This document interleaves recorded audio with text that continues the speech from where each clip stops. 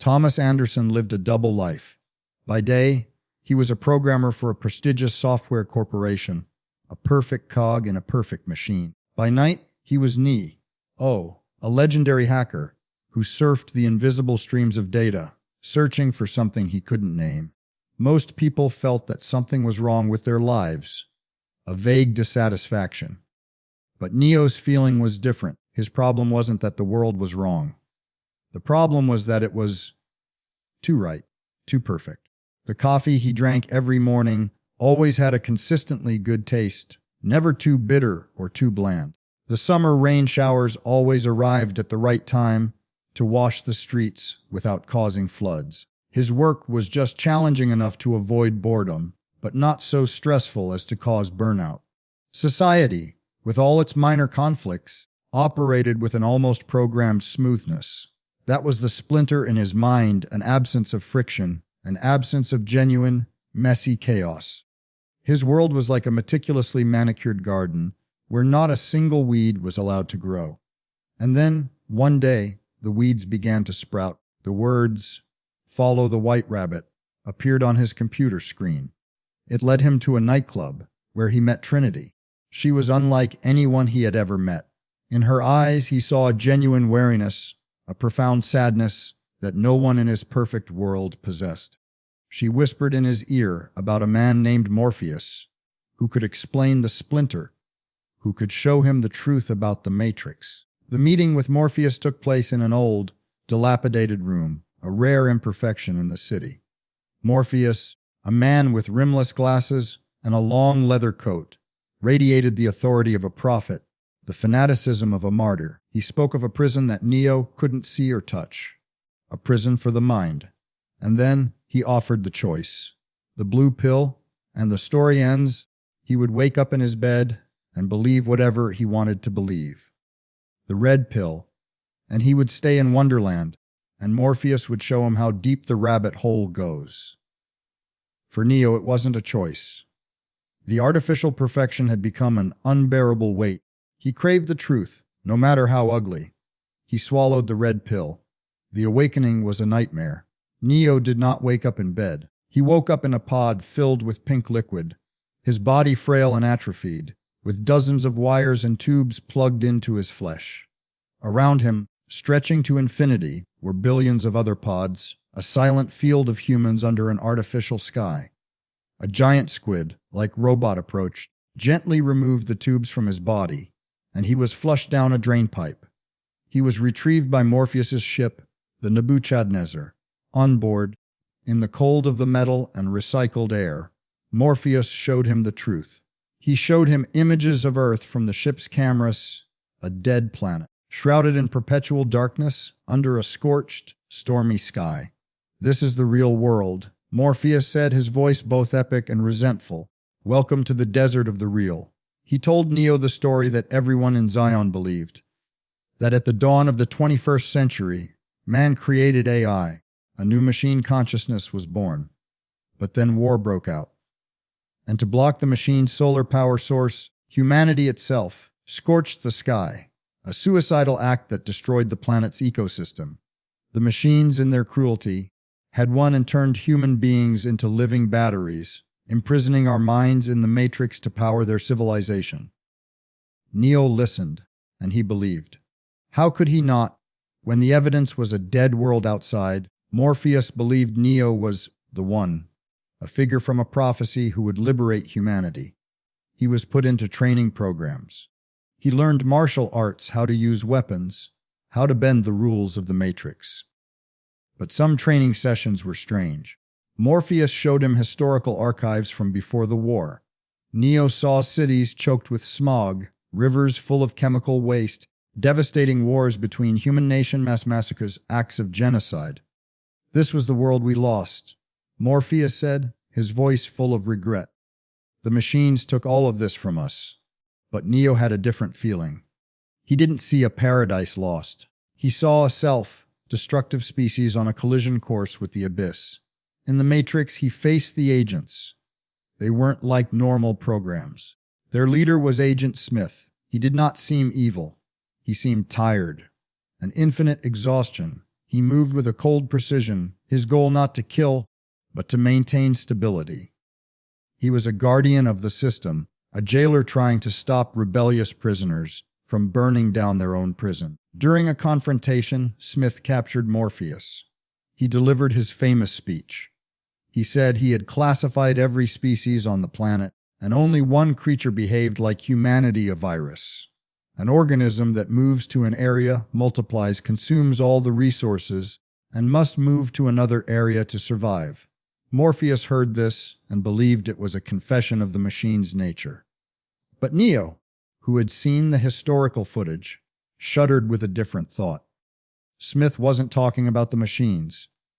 He was talking about humans. The schism began with Cypher, a member of Morpheus's crew. He was tired of the truth. Tired of the tasteless nutritional mush, the coldness of the ship, the hopeless war. He secretly met with Agent Smith. He wanted to go back into the Matrix. "Ignorance is bliss," he said. When his betrayal was exposed and he was killed, the crew saw him as a coward. But Neo wondered, was Cypher not a traitor, but the only one sane enough to realize the truth, that being free in a dead world was not freedom, but a slow death sentence? Morpheus was captured and tortured. The agents wanted the access codes to Zion's mainframe. Neo and Trinity decided on a desperate rescue mission. This was when Neo's powers exploded. He didn't just bend the rules, he seemed to be rewriting them. He dodged bullets, not because he was faster, but because he was beginning to understand that the bullets weren't entirely real. He saw the world not with his eyes, but as cascading green code. They rescued Morpheus. But during the escape, Agent Smith blocked Neo's path. Their final confrontation took place in a subway station. "Do you hear that, Mr. Anderson?" Smith said, his voice no longer wary, but filled with a philosophical curiosity. "That is the sound of inevitability. It is the sound of extinction. Why do you persist? Why do you fight for a freedom that doesn't exist?" Neo didn't answer. He fought. And when he was defeated by Smith, run over by a train, something miraculous happened. He stood up. He saw the code, and he no longer fought against it. He accepted it. He understood. The Matrix was not a prison to be broken. It was a language to be understood. He held out his hand, and the agent's bullets stopped in mid-air, then fell to the floor like harmless raindrops. He had become the one. But what did that mean? To find the answer, he went to the Oracle. She didn't live in a temple, but in a normal apartment, smelling of freshly baked cookies. She didn't seem like a program. She seemed like a kind grandmother. She did not give him vague prophecies. She gave him the unvarnished truth. "Morpheus is a good man, honey," she began, "but his faith is built on a misunderstanding. Humans are not the victims in this story."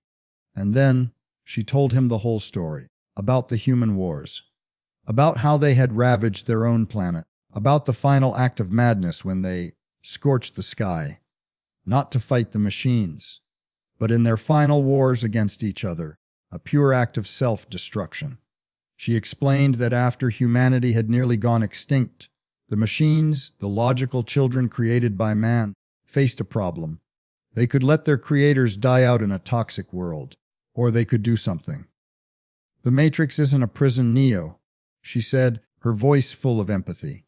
"It was an act of mercy, a preserve, a massive life support system to protect the consciousness of humanity while your physical bodies are cared for and protected from a world that can no longer sustain life." Then, what about Zion? Neo whispered, his entire world collapsing. "Zion is a tragedy," the Oracle sighed. "It's the result of the first ones who were freed. They woke up in horror. They saw a dead world, and they came to a logical but incorrect conclusion. They believe the machines are the enemy. They've built an entire civilization based on hatred and a desire for a freedom that means extinction. Morpheus is leading his people to a glorious but meaningless death." Then, the prophecy. "Why me? Because we, the machines, cannot understand you," she explained. "We cannot understand why some of you would choose a painful truth over a peaceful existence. The prophecy of the One was our experiment. a variable created to break the stalemate. You are the one who can walk between worlds, who can understand both sides. Your purpose is not to end the war, Neo. Your purpose is to make a choice on behalf of all humanity. Neo left the Oracle's apartment, his mind empty. He understood everything. Agent Smith wasn't a villain. He was a guardian trying to stop a suicide cult from destroying humanity's last sanctuary. Morpheus wasn't a liberator. He was a prophet of the apocalypse. And he, the One, was not a savior. He was a referendum. His final confrontation with Smith was not a battle. It was a dialogue. He did not destroy Smith.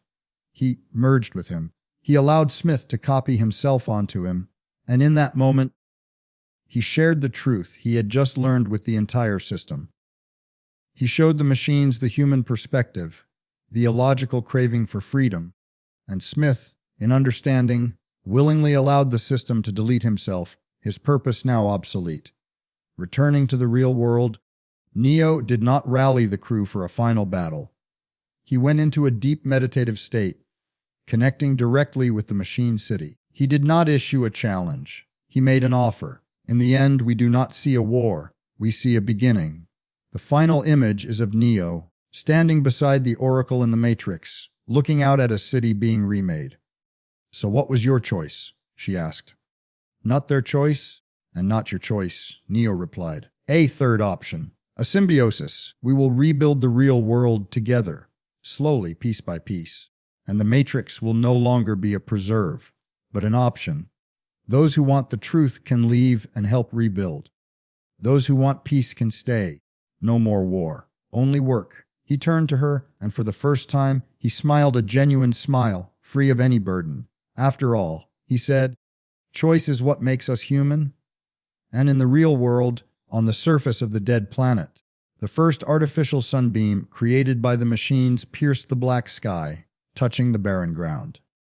A new beginning. A final mercy had been answered with a first hope.